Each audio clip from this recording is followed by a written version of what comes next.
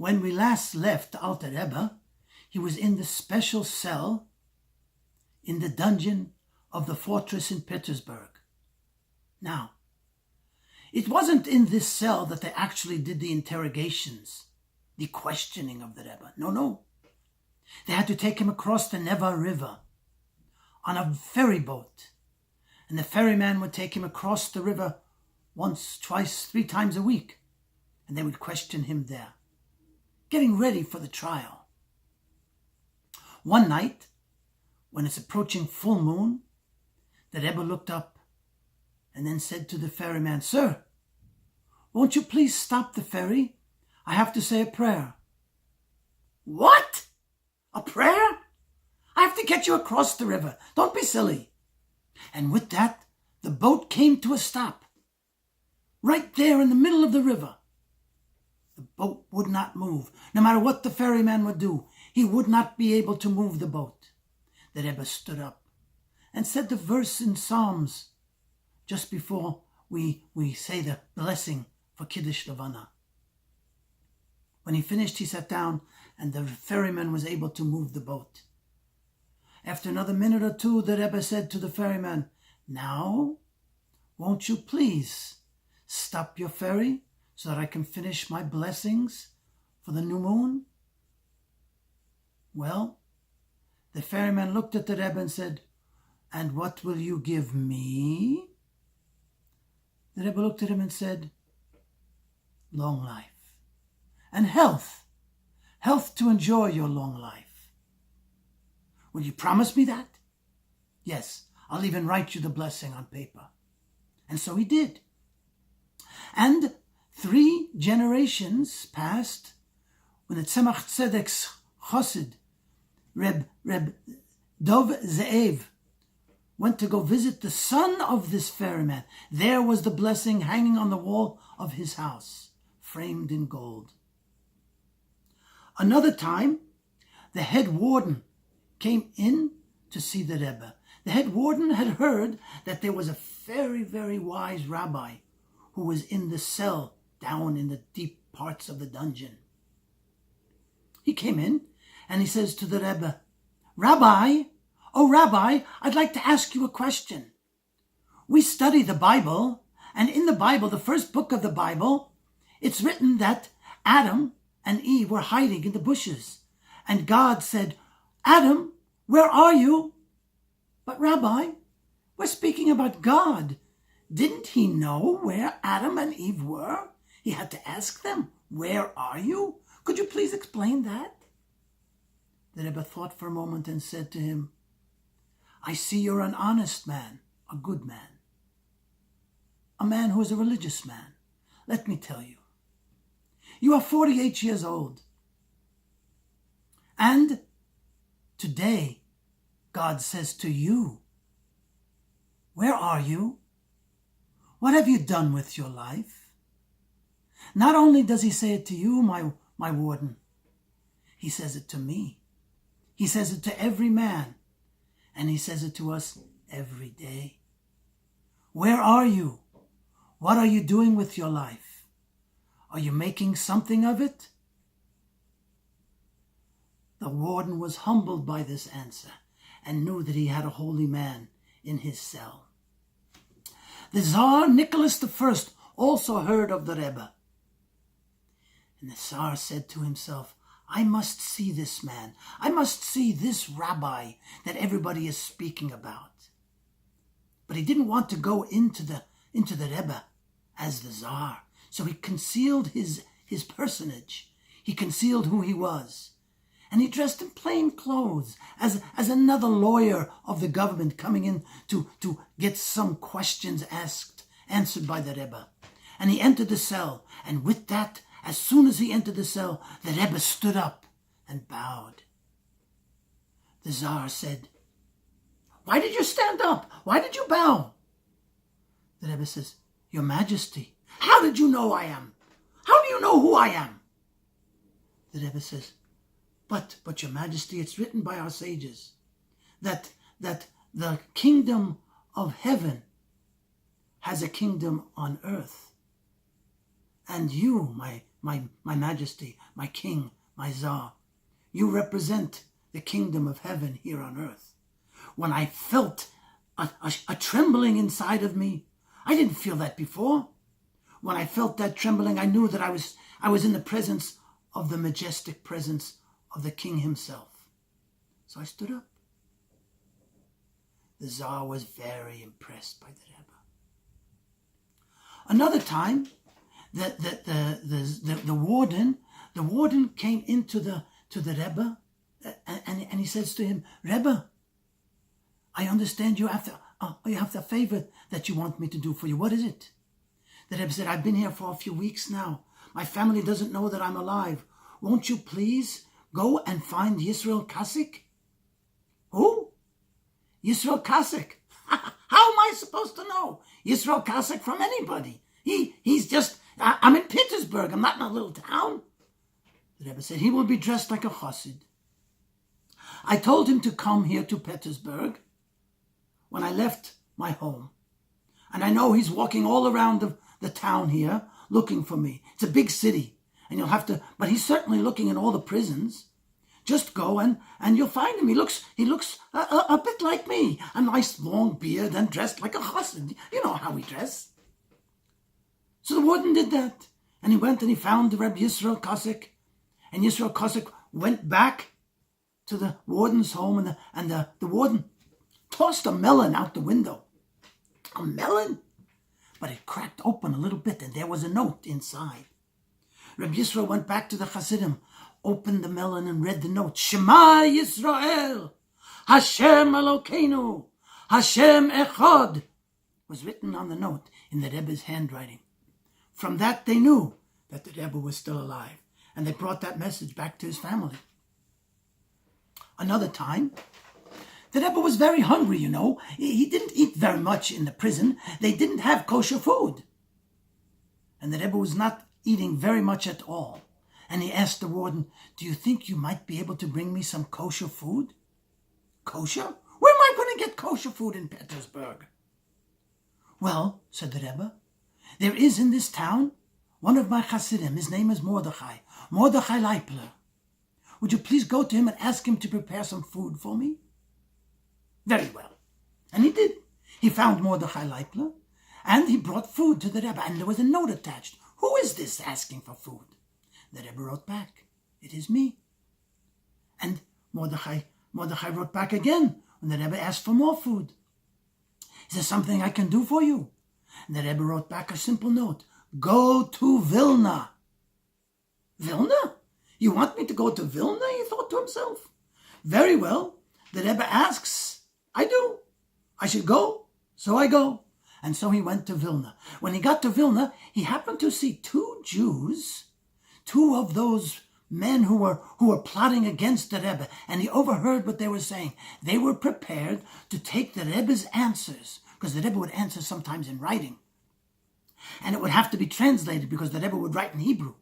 And it would have to be translated. And they decided that they would send in somebody to mistranslate the Rebbe's words and make it look like the Rebbe was guilty of aiding the Turks against the Tsar. Well, Mordechai heard this and got a message back to the Rebbe, and the Rebbe knew just what to do and answered his questions from then on in Russian. Well, we now have to take a look and see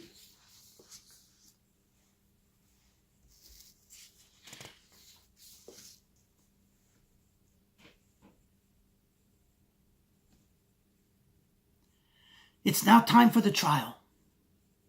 22 questions were asked of the Rebbe. They gave him 22 questions in writing. They asked him questions like why did you make changes to the nusach of your davening? They didn't use the word nusach. That's kind of, but they knew because they had been prepped by these other Jews who didn't want the Rebbe to continue teaching his Chassidus. They asked the interrogators to ask the Rebbe why he changed the words in the Siddur. All right, one of the questions. Another question, are you a follower of the Baal Shem Tov? And another question, tell us, what is the whole point of Chassidus? And why did you send money to the Holy Land? Don't you know that the Holy Land is in the hands of the Turks? The enemy of Russia? The enemy of the Tsar? Are you supporting the Sultan of the Turks? Also, it's written in Kabbalah that there is this thing called Malchus. Malchus, kingdom. There's a lower kingdom and a higher kingdom. Are you thinking to overthrow the Tsar? Set up your own kingdom here? Or maybe help the Sultan of the Turks to overthrow the Tsar? And our last question, there were 22, but this is only some of them. Last question was, in the very first chapter of Tanya, it's written that the holy soul belongs to the Jews. But the non-Jews, they simply have an animal soul. Could you explain that? Sounds a bit weird to us. Well, the Rebbe took those questions back to his cell. He had to think of the proper way to answer these. And he had to think whether he should just tell the truth or maybe, but the Rebbe didn't want to lie. That night he was visited by two. Two Hasidim came to the Rebbe. The very first Chassid, the Baal Shem Tov, and the Rebbe's teacher, the Baal Shem Tov's student, the Maggid of Mezrich, Rabbi Dov Ber. And they stood in the cell with the Rebbe. The Rebbe stood, and he says to them, Rabbis, why am I here? What is it that they want from me in heaven? I understand this trial here is a trial, but what is going on in heaven that they want from me? And they said to him, Rabbi Shner Zalman, you should know that there is a mighty voice ringing out of heaven. What is he doing? He is revealing the secrets. We must stop him. The trial, Rabbi Shner Zalman, is happening in Shemayim. Here on earth, it's only a reflection of that trial that's going on above. But you will tell the truth. Your way is the proper way. You must go back to them and give them the answers. Truthful answers. Hold nothing back.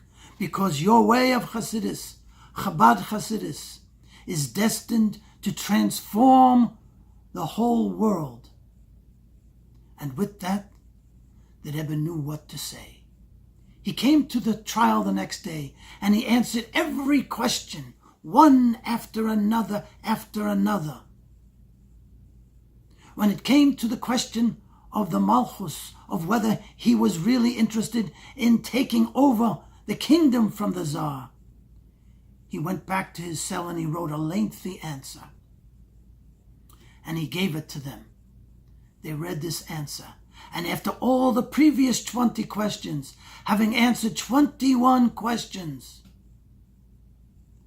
they waited for the final answer to the question about whether a non-Jew has a holy soul or only an animal soul. They asked the question again of the Rebbe. The Rebbe smiled, said nothing but looked them square in the eye. Many seconds passed. The Rebbe said nothing but stared them right in the eye. The judges swallowed and said, "Oh, you know what? Let's move on with the. You know what? It's time for us to retire to give a verdict in this case." And so they did.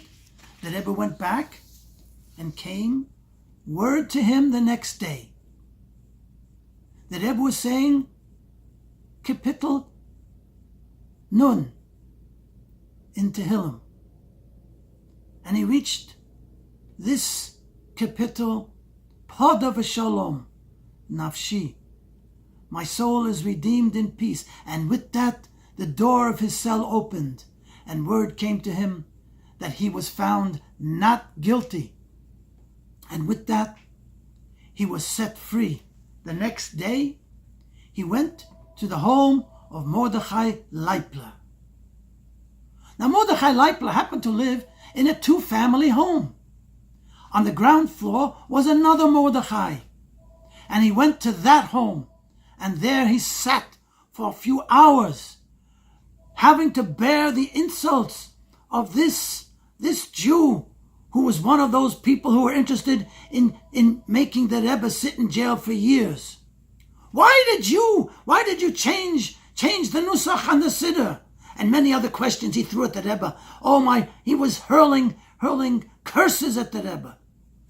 The Rebbe was hoping and praying, get me out of this. This is worse. This is worse than being in the fortress, in the prison of the Tsar. When Mordechai Leipler came home, he heard the commotion there, opened the door and saw that the Rebbe was there. He brought him upstairs and they made a celebration then, a celebration with Farbrengen. Then the Rebbe went to Vitebsk and spent Hanukkah in Vitebsk. After Hanukkah, he went back to Liozna, and he wrote a note to the Berdichever and said to him, "What kindnesses Hashem has done for me and for us. For now I know that my Chassidus is to be the Chassidus that is to go out to the world, to enlighten the world through my Chassidim, through those who come after me, ad bias HaMashiach." And so the Chassidim came to the Rebbe and asked, "Rebbe, shall we go out to the world and tell the world what those Jews tried to do to you?" "No," said the Rebbe. "We mustn't throw it in their face. They tried to do wrong to me, but I was destined to bring the very essence of Torah to them. And one day will come when they too will be grateful for the Chassidus that we are bringing to the world. Because the Chassidus of Chabad brings the very essence of Torah to the world. And the very essence of our souls are able to find expression through this Torah, through the Torah of Chabad Chassidus. The soul is able to sing. The soul is able to express itself with the words of these holy words of the Torah of Chabad Chassidus. And with that, my friends, my children, my family, Yud-Tes Kislev is upon us. We have to remember what it's for. It's to remind us and give us the power that we should go out to the world to learn Chassidus with our minds, to teach Chassidus with our speech, and to act as a Chassid, acting in the ways of the Alter Rebbe and all of the Rebbeim. And through that, we will enliven our very souls with the very essence of our souls. And as we move through the world, we will enlighten the world with our very presence. God bless you. This day of Yud-Tes Kislev, we should be blessed with the learning of Chassidus and the way of Chassidus to be successful to bring Mashiach now.